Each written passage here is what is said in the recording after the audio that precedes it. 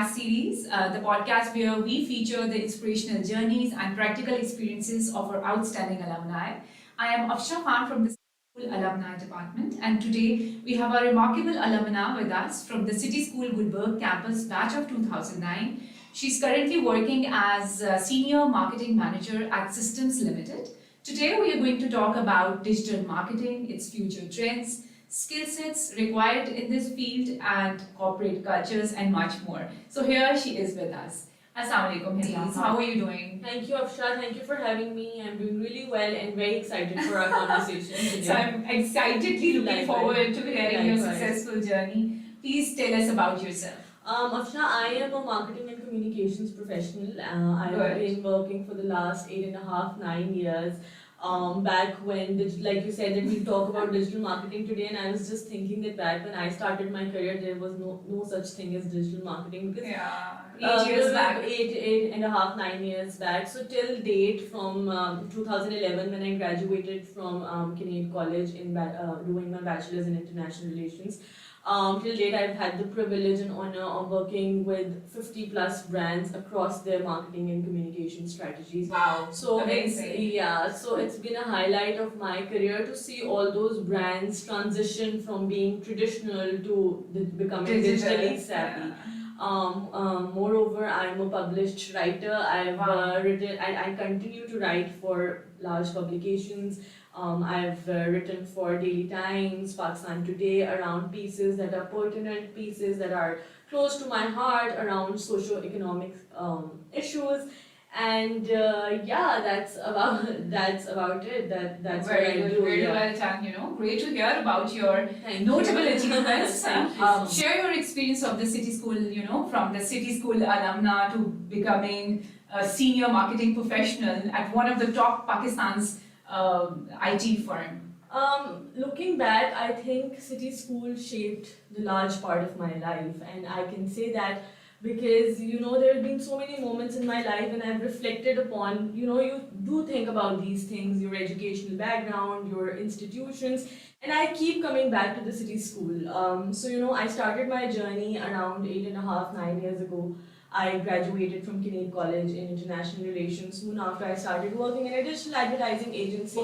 I started with Bremer's, went on to working in a fintech where I watched real impact unfold. Worked very closely with MSMEs, working on financial inclusion strategies, and now I'm at Systems Limited, which you mentioned is Pakistan's largest IT company, and it's been a very, very rewarding journey. Yeah, truly, I believe that. So actually now I would like to come back towards the topic, moving on to your career, since you have already mentioned that you started your career in the field of marketing. So tell me what actually inspired you to pursue the career in this field? Was there any specific or particular moment or any influence that actually led you down this path? I was actually thinking about it last night. I was when I was thinking about this podcast and this question, and I thought talk about the fact that co-curricular activities are something that people do on the side. It's something, everything that you do is your academics are at the forefront of everything, and like it should be. But in my case, Afsha, if I tell you very honestly, my academics were never geared towards a professional goal. On the contrary, my co-curricular activities were, and this is where city school comes in and have shaped a large part of what I do today. I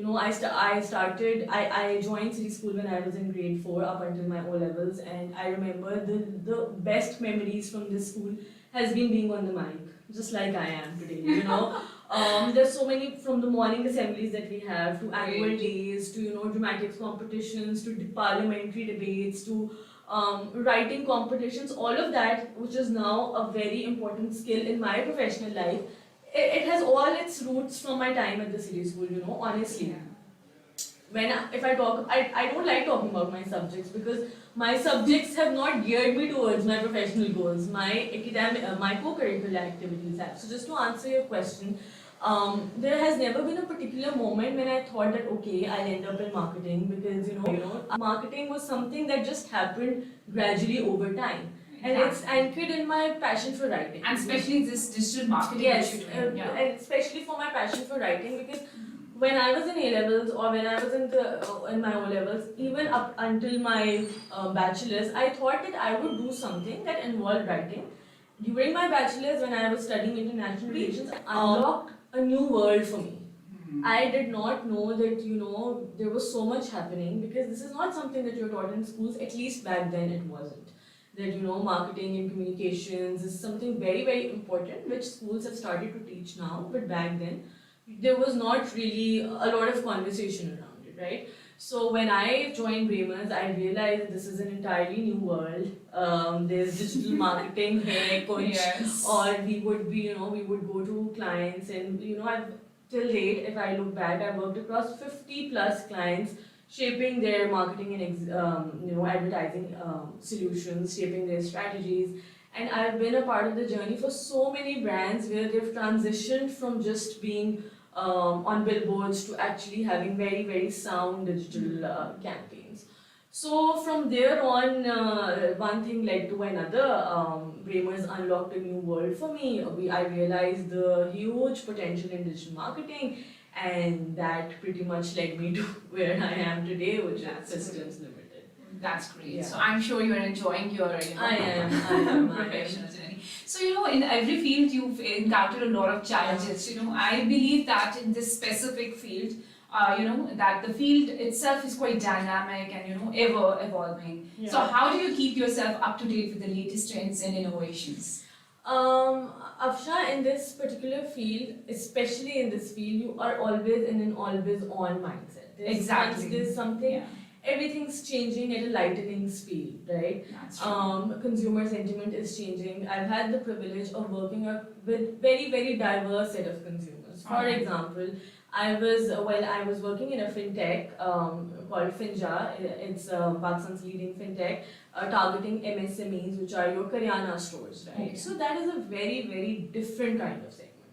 And telling them about digital products, making them digitally aware, bringing them into the financial net, making them financially inclusive was a huge challenge. How do you tell a Karyana store owner, a mom and pop shop owner, that this is an application through which you can access financial gain, through which you can unlock lending opportunities, and what you do is, when you deal with that kind of an audience, you always have to look at international best practices, because Pakistan is still at a very nascent stage when it comes to digital marketing or digital opportunities. So you need to educate people. We have to constantly stay up to date. We have to constantly look at international best practices. There are trainings that you must enroll in now. I've learned by working on different brands. Understanding their needs, and that learning has been on the job. But today, 8-9 years later, there are LUMS is doing a lot of courses. People in O levels, A levels have started thinking about these about this field. I speak to a lot of because I have had the privilege to recruit a lot of people in my team. I mentor students from Kinnaid, from LUMS, from different schools, and now we've been there, we've been through that journey, so we pass on that learning. But then it was something very new, so we stay up to date. There are courses that you can enroll in, and then there are international best practices that you always have to keep your eyes on. That's true. Yeah. So tell me, what are the basic skill sets and the qualities required in this field, to remain competitive in this role? I think it really depends. So within digital marketing, there are so many different facets that you can venture into. So for example, like I said, that I've always been a writer. I enjoy writing, so I started my journey with being in content and creative. I used to write copies, the ad copies for brands. So from Samsung to Nestle to Tetra Pak to I don't know how many other brands.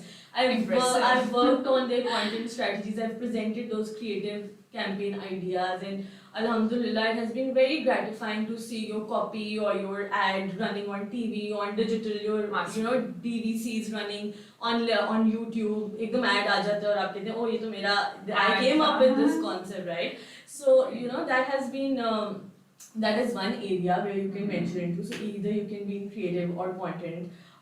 Then there's the quintessential media buying element, where you put your content out there through ads. So that is something that people can learn. Then when you're working for a brand or an agency, a very important role is being the liaison between the client and the agency. So there's a lot of account manager roles that there are. I liked writing, so I started from there. Content. Ultimately, content and creative ideation, because I am somebody who has to be creatively stimulated, which Which is very important. I think Exactly. you have to be very creative. Which is why I never thought that I'd end up in a career which did not, involve creative thinking. I have these ideas and I have to put them on paper. I have to put them out there. So when you come with that kind of mindset, you can really find your true calling within this, industry and within this area. That's true. You have to be very creative and always on mode, which you have already mentioned. So tell me, you were actually managing a team, since you were a marketing professional. So how have you developed your leadership skills? Very interesting question. I think you should ask my team if I'm Is that you're a good boss or bad boss? Yeah, but I think it has, again, I've seen people around me, being in leadership roles, and you try to emulate them when you come to that position yourself. So I've had the privilege of working with the nicest people. My line managers have mostly been women.